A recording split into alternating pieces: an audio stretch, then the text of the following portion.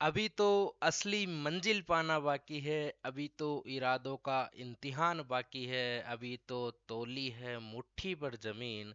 अभी तौलना आसमान बाकी है। नमस्कार दोस्तों, स्वागत है आप सभी प्यारे मित्रों का प्रबोध क्लासेज के यूट्यूब चैनल पे। दोस्तों, आप लोगों की भारी डिमांड पे ये क्लास में लेके आया हूँ, क्योंकि कई लोग ऑफलाइन तरीके से मुझे पूछ रहे थे कि यार मैं बीएसटीसी की तैयारी कैसे करूँ, ऐसा कोई गुरु मंत्र मुझे दे दो, सिलेक्शन के लिए कितने नंबर में लेके आ जाऊं, कितने घंटे में पढ़ाई करूं, नोट्स कैसे बनाए जाएं। तो मैंने सोचा कि उनको बताने के साथ साथ आपको भी ऑनलाइन तरीके से बताया जाए, आपको भी सिखाया जाए किस प्रकार से बीएसटीसी पार करनी है, पेपर को किस प्रकार से फाइट करना है, पेपर किस प्रकार का आएगा और सिलेबस क्या रहेगा। ये सब बातें आज की इस भारी क्लास में हो जाएगी। क्लास थोड़ी सी बड़ी हो सकती है, लेकिन क्लास मैं ले रहा हूँ तो समझ लो कि आपको चीज़ें सीखने को मिलेगी। पूरी पूरी गारंटी देता हूँ कि ये क्लास देखने के बाद इतने मोटिवेट हो जाओगे दोस्तों, इतने काबिल हो जाओगे कि ये बीएसटीसी क्या, इससे बड़ा एग्ज़ाम भी आप लोग निकाल सकते हो।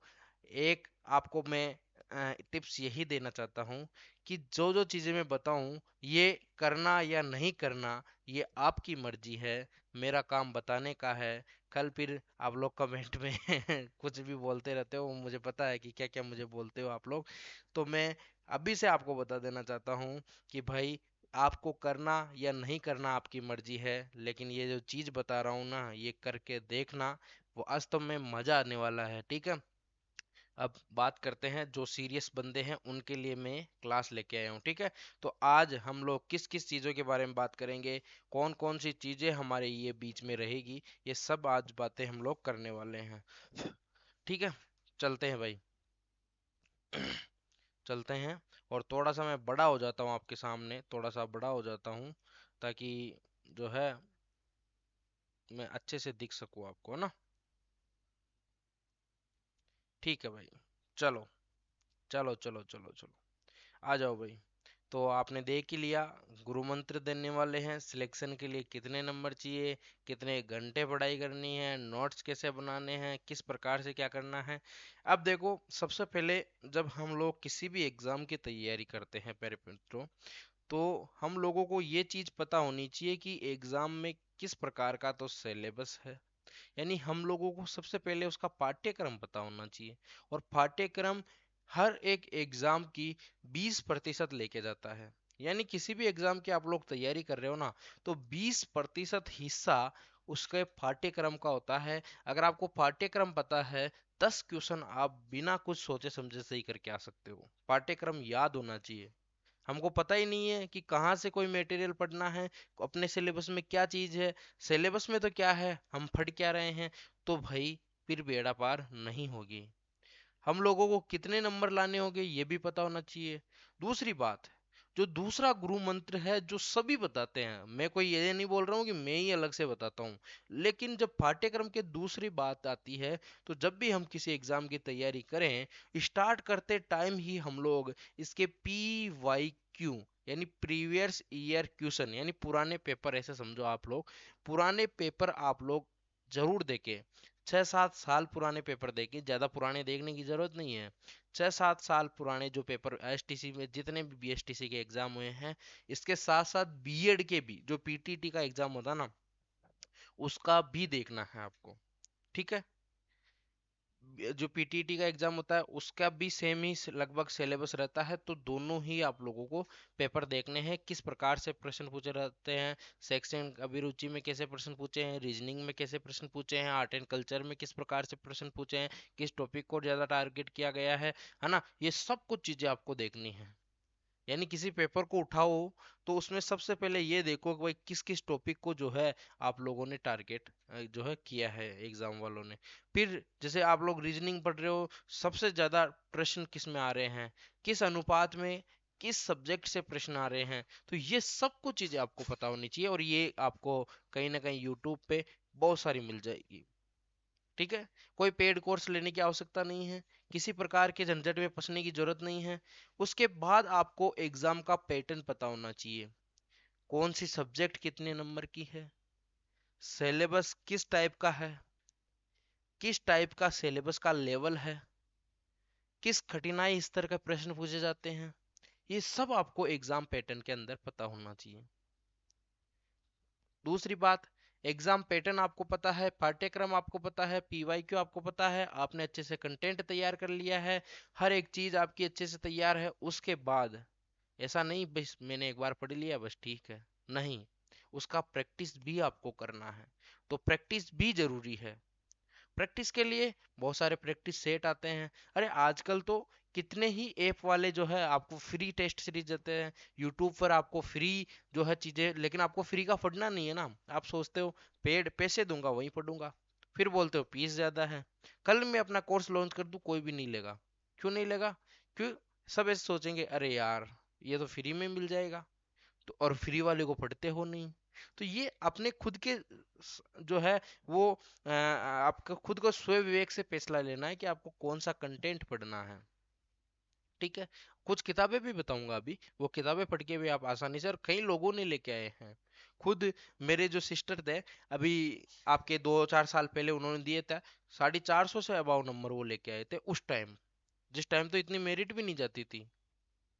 तो उन्होंने किस तरीके से तैयारी की, उन्होंने मुझे पर्सनली, मैंने उनसे बात भी की इस बारे में, तो उन्होंने किस प्रकार से तैयारी की ये भी मैं बताऊंगा। हालांकि बीएसटीसी का एग्जाम मैंने कभी जिंदगी में दिया नहीं है, लेकिन मुझे बीएसटीसी के बारे में इसलिए पता है क्योंकि मैंने हर एक पेपर को बीएसटीसी वाले को पढ़ा है, कहाँ से प्रश्न आते हैं ये सब मुझे पता है।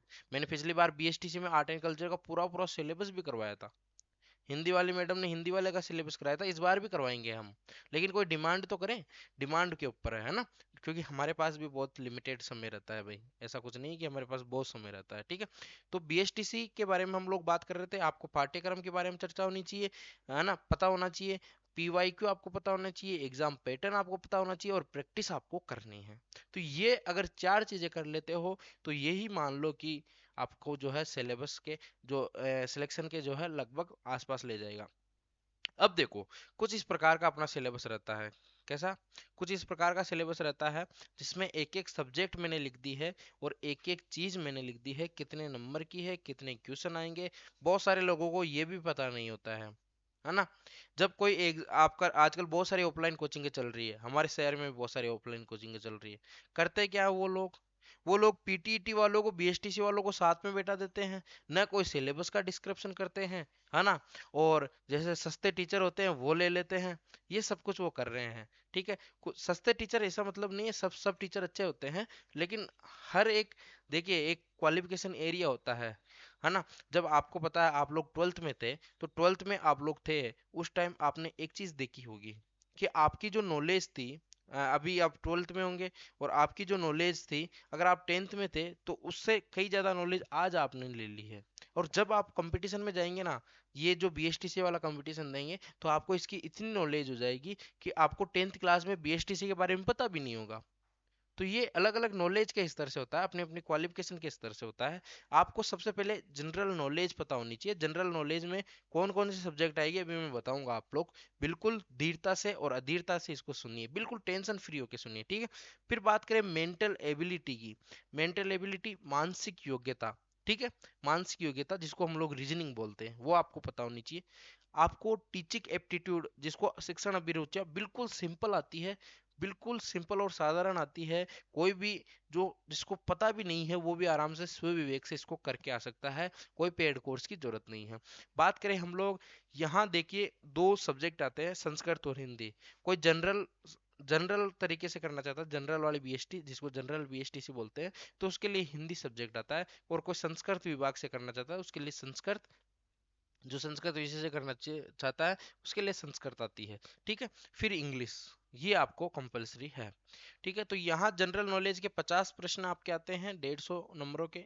यहाँ मेंटल एबिलिटी के आपके पास 150 नंबर के जो है 50 प्रश्न आते हैं। टीचिंग एप्टीट्यूड के वही 150, तो 450 तो यही हो गए, है ना। अगर यानी कि ये भी तैयार कर लेते हो तो भी आपके सिलेक्शन के बहुत ज्यादा चांस होते हैं।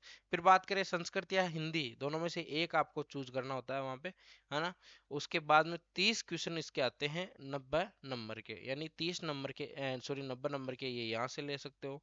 बात करें इंग्लिश की, तो 60 नंबर के 20 प्रश्न आपको पढ़ने होते हैं।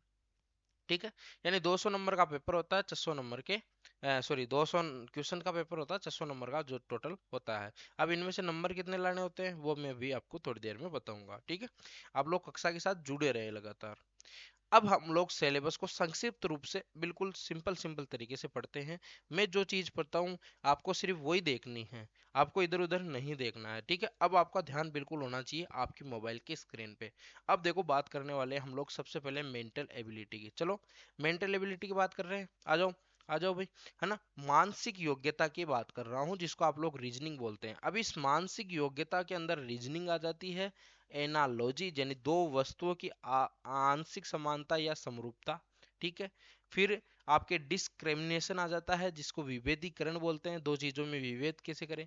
संबंधता आ जाती है जैसे जैसे आपको बोल सकते हैं ये इसका भाई है, ये बहुत सारे प्रश्न आते हैं, है ना। ये जो है रीजनिंग मैडम को बहुत अच्छी तरीके से आती है, तो मैं सोच रहा हूँ कि मैडम से एक दो क्लासें यहाँ पे पूरी पूरी रीजनिंग की करवा ली जाए। ठीक है, वो आपके जो है पीडीएफ पे होगा डायरेक्ट, है ना। कुछ भी जो है ऐसे नॉर्मल आपको जो है वो सिखा दिया जाएगा कि हाँ इस प्रकार से क्वेश्चन करना, आप उससे क्वेश्चन आसानी से कर सकते हो। ठीक है, कोई दिक्कत नहीं आएगी। फिर एनालिसिस की बात करूँ और यानी विश्लेषण और लॉजिकल थिंकिंग यानी तार्किक चिंतन, तो ये आपको कर लेनी है मेंटल एबिलिटी के दौरान। ठीक है, अब हम लोग बात करें जनरल अवेयरनेस ऑफ राजस्थान, यानी राजस्थान की सामान्य जानकारी आपको पता होनी चाहिए। राजस्थान की सामान्य जानकारी में आपको उसकी हिस्ट्री के बारे में पता होना चाहिए, जिसमें आप लोगों ने अगर आप लोग 12th के हो तो आप लोगों के अगर आर्ट्स सब्जेक्ट होगी तो हिस्ट्री से आप लोग अच्छी तरह से वाकिफ होंगे, है ना। जिसमें आप लोग अगर राजस्थान की हिस्ट्री आप लोगों ने नहीं पढ़ी हो, लेकिन 6 से 10 तक आपके एक राजस्थान अध्ययन की बुक चलती है ना, 12वीं तक भी चलती है वो शायद मेरे हिसाब से। तो उस बुक्स को आप लोग पढ़ लो आराम से, आपकी हिस्ट्री कंप्लीट है। अब इसमें कोई टॉपिक नहीं दिया हुआ है अलग से। ठीक है, अब ऐसे मत बोलना कि हम लोग को राणा सांगा पढ़ना है महाराणा प्रताप नहीं पढ़ना है, ये चीजें आपको नहीं करनी है। ठीक है, तो आपको पूरा का पूरा पढ़ना है। ठीक है, इसमें आपकी सभ्यता भी आ गई, इसमें आपकी संस्कृति भी आ गई। ठीक है ना, सभ्यता आ गई आपकी, जो है पुरानी जो जितने भी राजा महाराजा थे, है ना, वो सब चीजें आपको पढ़नी है। फिर बात करें हम लोग पॉलिटिकल एक्सेप्ट की, यानी राजनीतिक पक्ष, यानी कि आपको पॉलिटी की थोड़ी बहुत नॉलेज होनी चाहिए, जिसमें राष्ट्रपति हो गया, राज्यपाल हो गया, है ना। अगर राजस्थान से संबंधित है तो राष्ट्रपति भी पढ़ने की जरूरत नहीं, राज्यपाल पढ़ लो, है ना, विधानसभा पढ़ लो। ठीक है, और आरपीएससी पढ़ लो। ठीक है, ये दो चार पांच जो है मेन मेन चीजें आपको पढ़ना पड़ता है। साथ में आपको ये पता होना चाहिए राजस्थान के मुख्यमंत्री कौन है, राज्यपाल कौन है, जितने भी प्रकार के मंत्रिमंडल में शामिल जो नेता है वो कौन है, किस विभाग में कौन से नेता है, ये भी आपको थोड़ी बहुत नॉलेज होनी चाहिए, और ये हमेशा के लिए आप लोग नॉलेज में रखें। उसके बाद आपको बहुत सारी चीजें ये भी पता होनी चाहिए कि जो आरपीएससी है वो कैसे चलती है, जो आरएसएस एमपी का तो आपको इतना नहीं करना है, लेकिन जो शैक्षणिक संस्थाएं हैं वो आपको पता होना चाहिए। ठीक है, उसके बाद art and culture and literature, जो कला संस्कृति है, कला संस्कृति में आपको सभी, जो इसमें साथ में लोक जीवन भी आ गया, है ना, कला संस्कृति वाला लोक जीवन भी आ गया। अब इसमें आपको लोक देवता जितने भी है वो पढ़ना, मैंने अच्छी तरह से पढ़ाया हुआ है, अलग से जो है प्ले लिस्ट बनाई हुई है ना। प्ले लिस्ट को मैं यहाँ पे इस जगह आई बटन में डाल दूंगा, आप लोग देख लेना। ठीक है, अब उसमें देखो, इसमें भी देखो कोई भी जन, है ना, वो नहीं दिया हुआ है। अब आपको, है ना, जैसे इसमें लोक देवता एक टॉपिक हो गया, लोक देवियां हो गई, है ना, लोक देवियां हो गई, लोक देवियां। आपको यहाँ पे त्योहारों के बारे में पता होना चाहिए, विशेषकर त्योहार के पता होना चाहिए, पूरे हिंदी महीनों के बारे में आपको पता होना चाहिए, आषाढ़ कब आता है, पौष कब आता है, मास कब आता है ना, कृष्ण पक्ष कौन सा होता है, शुक्ल पक्ष कौन सा होता है, ये सब आपको पता होना चाहिए। ठीक है, उसके बावजूद आपको ये पता होना चाहिए कि किस प्रकार का परिधान कौन से क्षेत्र में पहना जाता है, कौन से गहने कहाँ पे पहने जाते हैं, किस प्रकार के गीत कहाँ गाए जाते हैं, है ना। जैसे हम लोग बहुत सारे गीतों की बात कर लेते हैं, जैसे बहुत सारे नृत्य होते हैं, जैसे चरी नृत्य अपने किशनगढ़ में होता है ना। ठीक है, तो इस प्रकार से बहुत सारे नृत्यों के बारे में ये सब आपको पता होना चाहिए। इसका जो संक्षिप्त सिलेबस है वो मैं और आपके सामने लेके आ जाऊंगा कि कौन कौन से आपको पढ़ने हैं। ठीक है, फिर आपको भूगोल के बारे में पता होना चाहिए। भूगोल में जैसे आपको मान लीजिए कि किस नदी को जो है वो कहाँ से जोड़ना है, कौन सी नदी किस तरफ है, और ये सब है ना, पुराने और नई जो 50 जिले हैं वो और ये दोनों साथ में लेके चलना है। ऐसे नहीं है कि पुरानी चीजें पढ़ ली। आजकल बहुत सारी बुक्स आ रही है, बुक्स के तरीके से पढ़ो, बुक्स लो आप, क्योंकि इस बार बुक्स लेनी जरूरी है, क्योंकि बहुत सारी चीजें जो है जुड़ी हुई है। तो जो बुक राइटर है, अच्छे राइटर है, जैसे बहुत सारी किताबें मैं आपको बता दूं, लक्ष्य की गाइड आप लोग ले सकते हो। यहाँ पे दक्ष की गाइड एक अच्छी आती थी। अभी क्या पता दक्ष की गाइड कितनी अच्छी है वो मुझे पता नहीं, मुझे लक्ष्य की पर्सनली अच्छी लगती है गाइड। उसके अलावा बहुत सारी गाइडें हैं, आजकल बहुत सारे टीचर्स हैं वो अपनी अपनी गाइडें निकाल रहे हैं। जैसे एक गाइड में जीजीडी वाले की बता दूं, जो आपके, हालांकि वो बीएसटीसी की निकालते हैं नहीं निकालते मुझे इसका जो है पूरी नॉलेज नहीं है ना। बहुत सारे टीचर्स हैं, बहुत अच्छे अच्छे टीचर्स हैं भाई, है ना। तो वो सब अच्छी अच्छी गाइडें निकालते हैं। सोशल एक्सेप्ट, यानी सामाजिक पक्ष भी आपको पता होना चाहिए। सामाजिक पक्ष में आप लोग इससे ये समझिए कि अपने लोकल लैंग्वेज कैसे बोली जाती है, ठीक है। अपने जो परिवार में शादी होती है उसमें किस प्रकार के गीत गाए जाते हैं, ये सब पता होना चाहिए भाई, इसमें हंसने की बात नहीं है, ठीक है। मौसर क्या होती है ना। चौसर क्या, बहुत सारी चीजें होती है, बहुत सारी होती है, मुझे भी अभी याद नहीं आ रही है ना।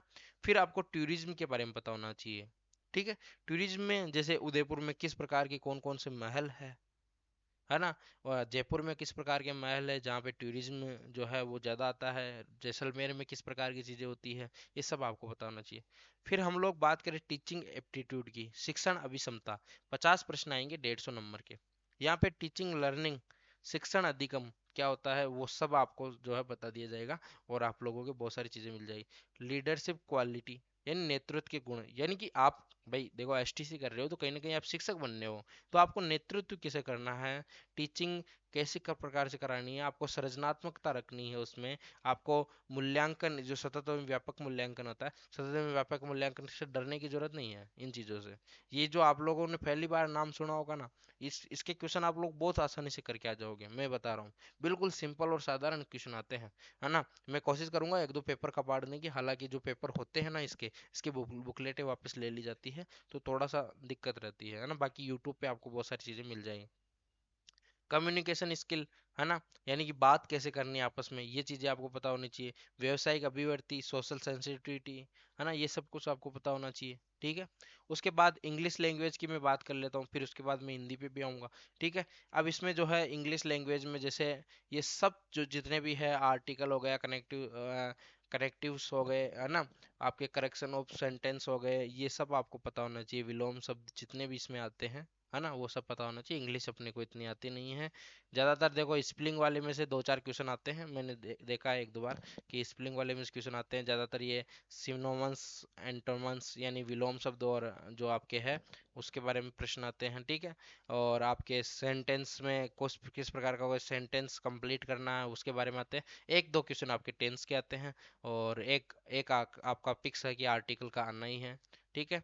और प्रीपोजिशन का भी एक प्रश्न आता है। बाकी नरेशन वगैरह तो आप लोग देख लेना आपके हिसाब से किस प्रकार से रहेगा ये।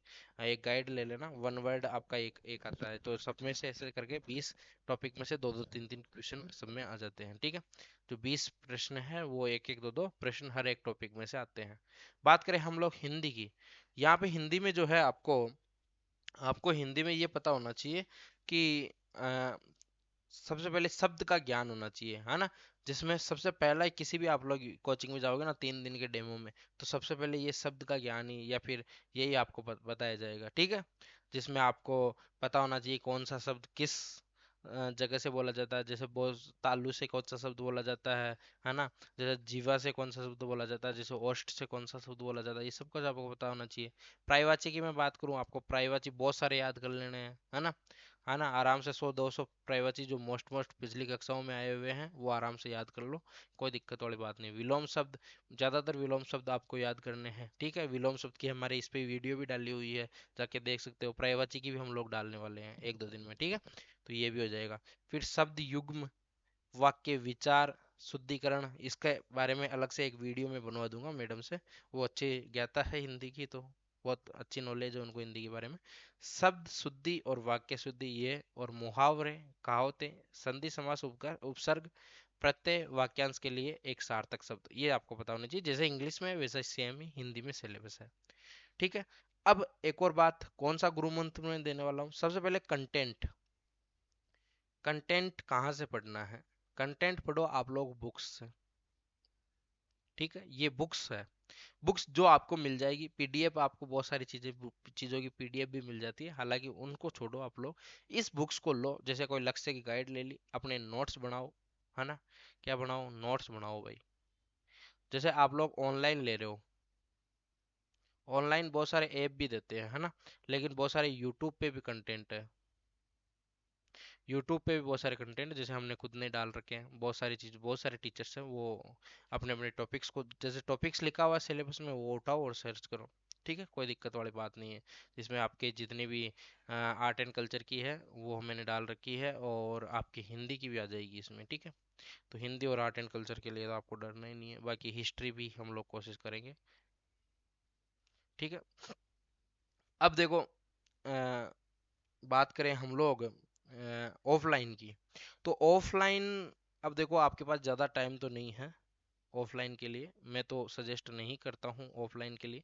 लेकिन मैं ये बताना चाहता हूँ कि जो ऑफलाइन क्लासेज हैं, ऑफलाइन के लिए आप लोग जो है वो एक काम कर सकते हो। अगर कोई 1-1.5 मंथ में आपको कोई कोर्स करवा के दे रहा है, जैसे 5-6 घंटे रेगुलर क्लासेज चलती हो, 1-1.5 मंथ में, महीने में जो है वो अगर आपको क्लासे करवा रहा है, तो आप लोग बिल्कुल ज्वाइन कर सकते हो। साथ में ये जितनी भी चीज़ें हैं, इनमें आपके खुद के हाथ के नोट्स मायने रखते हैं दोस्तों। तो मैंने पूरी पूरी चीज़ें बताने की आपको कोशिश की। अब देखो क्लास बहुत लंबी भी हो गई है, और चीज़ें भी मैंने सब कुछ आपको बता दी है। आप लोगों से मेरी गुजारिश क्या रहेगी कि आप लोग अभी हमारे यूट्यूब चैनल को सब्सक्राइब करें। मैं 2000 का टारगेट आपको देता हूं, जल्द से जल्द 2000 सब्सक्राइबर हमारे करवाएं। साथ में जो है इस पे कम से कम अगर आप लोग 100 लाइक कर देते हो, 100 लाइक अगर इस वीडियो पे आ जाते हैं, तो मैं आपको बता देना चाहता हूँ कि मैं जल्द ही जो है वो हिस्ट्री भी स्टार्ट कर दूंगा, और रीजनिंग भी आपकी स्टार्ट हो जाएगी। लेकिन 100 लाइक आपको करने पड़ेंगे। रीजनिंग स्टार्ट हो जाएगी, हिंदी व्याकरण स्टार्ट हो जाएगी, उसके साथ साथ आपको जो है वो अच्छे लेवल की करवाई जाएगी तैयारी, है ना। हिस्ट्री, आर्ट एंड कल्चर दोनों आपको वापस से स्टार्ट कर देंगे नए पैटर्न के अनुसार, हालांकि वो नए पैटर्न के अनुसार करवाया हुआ है। आपको हिंदी और रीजनिंग स्टार्ट हो जाएगी आपके, जो है वो पॉलिटी भी थोड़ी बहुत हम लोग करवा देंगे, जो मोस्ट मोस्ट प्रश्न जो हमेशा आते रहते हैं वो सब करवा देंगे। तो लेकिन इसके लिए 100 लाइक आपको करवाने पड़ेंगे। अपने दोस्तों से करवाओ चाहे मित्रों से करवाओ, 100 मित्र तो आपके होंगे मुझे पता है ना। तो मिलते हैं अगले वीडियो में, तब तक के लिए राम राम सा, शुभ दिन।